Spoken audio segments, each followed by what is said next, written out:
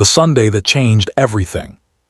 The fork was already halfway to Daniel's mouth when the room went silent, the kind of silence that doesn't happen by accident, the kind that spreads across a table like a spilled glass of wine, soaking into every napkin and conversation and comfortable assumption until nothing is dry or safe anymore. He set the fork back down, slowly. Because Daniel Whitmore, 63 years old, retired civil engineer, grandfather of two, and man who had built bridges his whole career, literal ones, steel and concrete spanning rivers that didn't want to be crossed, knew better than to rush into anything. Especially not this. It was a Sunday. It was always a Sunday. His son Marcus had started hosting the family dinners 3 years ago, when he and his wife Priya moved into that large colonial house on Elmsworth Drive with its brand new kitchen and its brand new appliances and its brand new life, carefully assembled and curated like a showroom. Marcus meant well. Daniel knew that.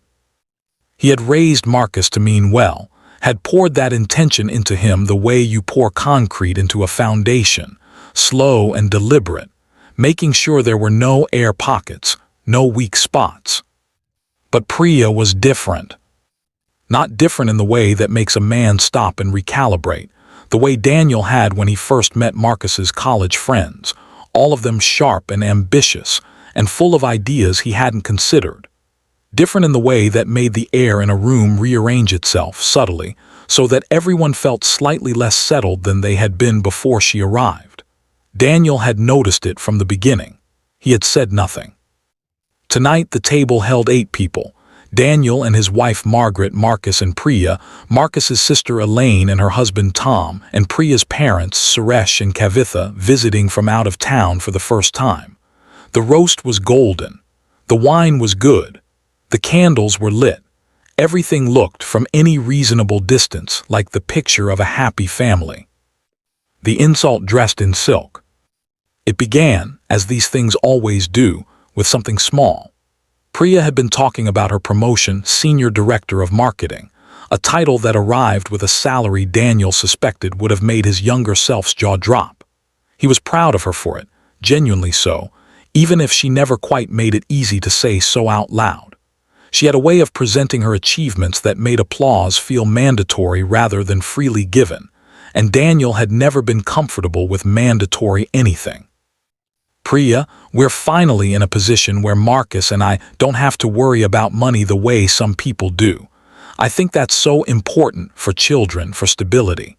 Don't you agree, Daniel? The question itself was innocent. The smile that accompanied it was not.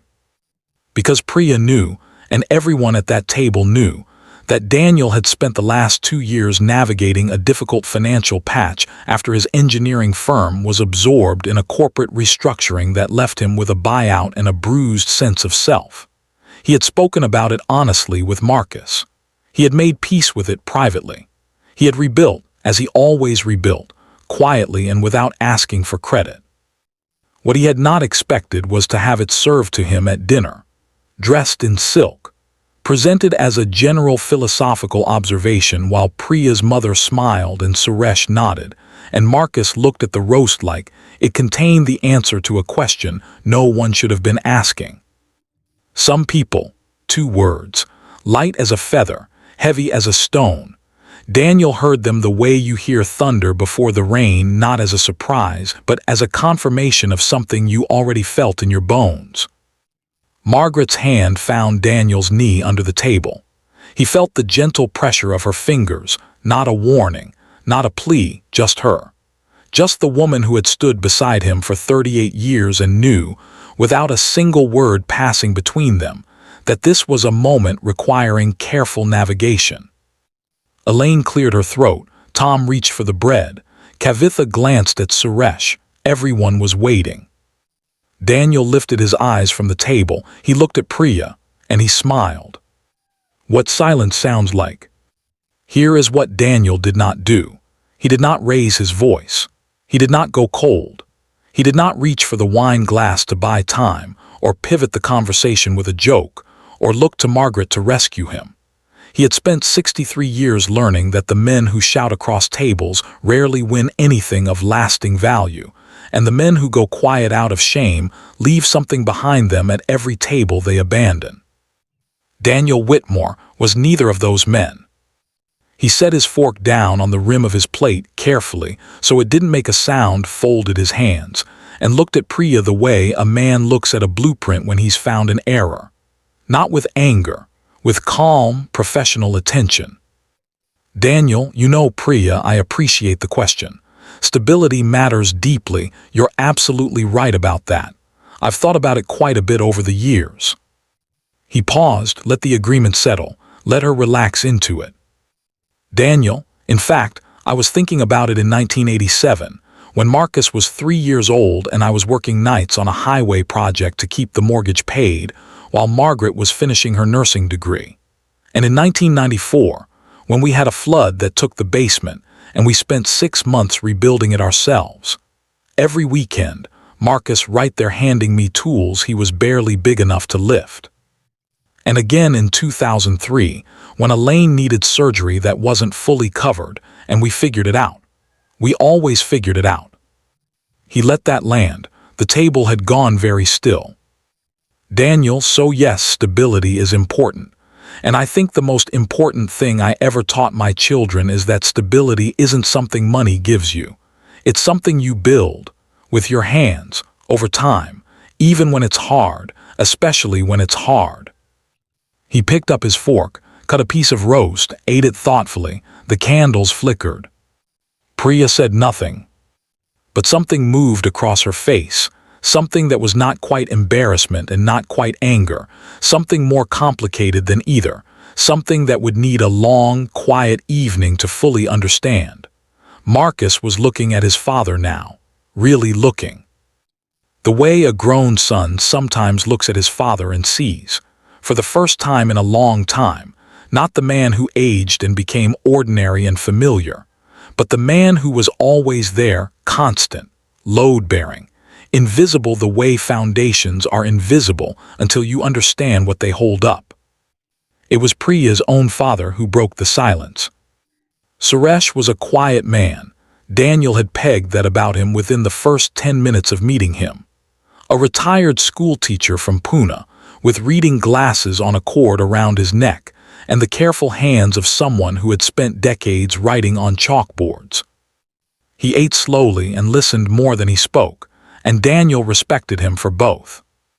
Suresh, in our home growing up, we had very little. My father was a tailor. We did not have much money, but we never went to bed hungry, and we never, not once, spoke of other people's difficulties as though they were moral failures. He said it gently, conversationally, without looking at his daughter, but the table understood him perfectly. Suresh, Daniel, your son speaks of you with great pride. Always, this I know firsthand. Marcus looked at his plate. His jaw moved, not eating, just processing.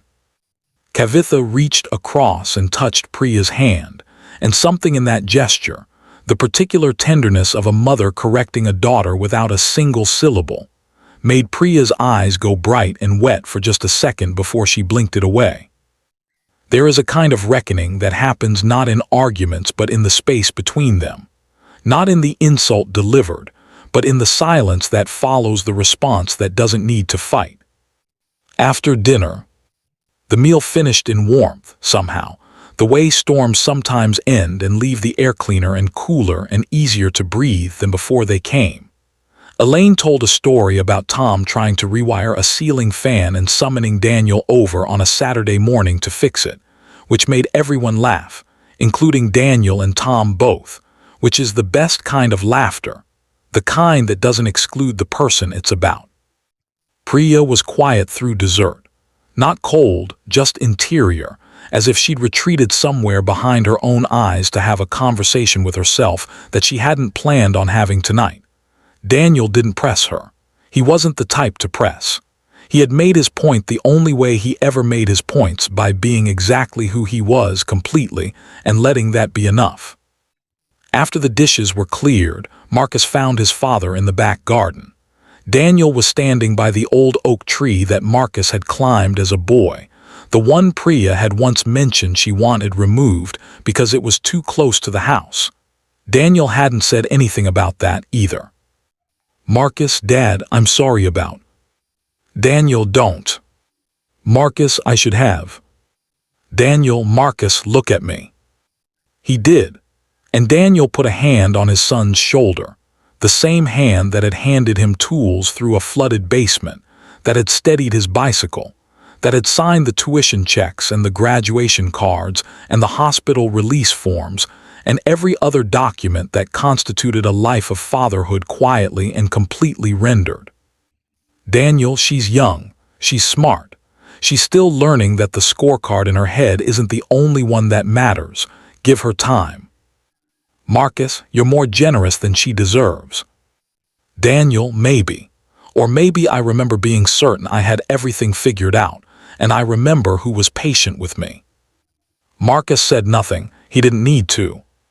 The oak tree stood enormous and indifferent above them, roots going 30 feet into the earth, built by 30 years of slow, invisible work, the same way everything worth keeping is built. The knock at the door. Daniel and Margaret were in the car, engine running, when someone knocked on the window. It was Priya. She was standing in the driveway in the cold without a coat, arms crossed not in defiance, but in the way people hold themselves when they're trying to keep something in. Daniel lowered the window. She leaned down and looked at him, really looked at him, and he saw in her face something he recognized from mirrors across a span of decades. The particular discomfort of a person who has realized something about themselves they would have preferred not to know. Priya, I was unkind at dinner. I didn't mean to be, but I was, and I want you to know that I know that. Daniel nodded slowly. Daniel, I appreciate that, Priya. Priya, you built Marcus tells me things about growing up, and I think I've heard them without really hearing them, if that makes sense. Daniel, it makes sense. She nodded, a single, sharp nod, the nod of a woman accustomed to decisive action who is learning the different bravery of standing still and admitting something. Priya, I'll do better. 3 words, plain as anything. And Daniel, who had built bridges his whole life, real ones, between 2 pieces of land that didn't naturally touch, felt one click into place. Daniel, I know you will. He meant it. He drove home through a dark and ordinary neighborhood and meant every syllable. What Margaret said. Margaret had been quiet for the whole drive home, not the uncomfortable quiet of someone storing up a reaction, but the peaceful quiet of someone who had watched things unfold as they needed to and was content. As Daniel pulled into their own driveway, she finally spoke. Margaret, you know what I thought about tonight, the flood. I thought about you knee-deep in that basement at 2 in the morning, and you turned to me and you said, we'll fix it, we always fix it. And you were so certain. I didn't believe you, but you were right. Daniel cut the engine. The garage door hummed down behind them. Daniel, you always believed me. Margaret, I believed you because you were impossible not to believe. That's not the same thing as being certain myself. He laughed, the warm, unguarded laugh that Margaret collected the way other people collect souvenirs, storing each one as evidence of a life that had been, on balance, deeply worth living. Daniel, she'll be all right, Margaret. She just needs to grow into herself a little more. Margaret, I know. I liked how you handled it. You made your point without making her an enemy. Daniel, she's not my enemy. She's my son's wife. That means she's family. And you don't build walls with family, you build bridges. Margaret leaned over and kissed his cheek. They went inside. The kitchen light was warm and familiar. Daniel put the kettle on, the way he'd done 10,000 evenings before this one, and would do 10,000 more if he was lucky. And he stood at the window while the water came slowly to a boil and thought about nothing in particular, which is the best kind of thinking. 6 months later. The next Sunday dinner was held at Daniel and Margaret's house. Priya brought the wine, a bottle she'd chosen carefully, she said, because she'd asked the shop owner what a man who liked quiet evenings and good craftsmanship might appreciate. Daniel looked at the label, smiled, opened it immediately. She helped Margaret clear the table after dinner without being asked. She sat beside Suresh and listened to a story he told about a student from 30 years ago who had gone on to become a celebrated architect. And she listened the way you listen when you've decided that listening is a worthy use of your time.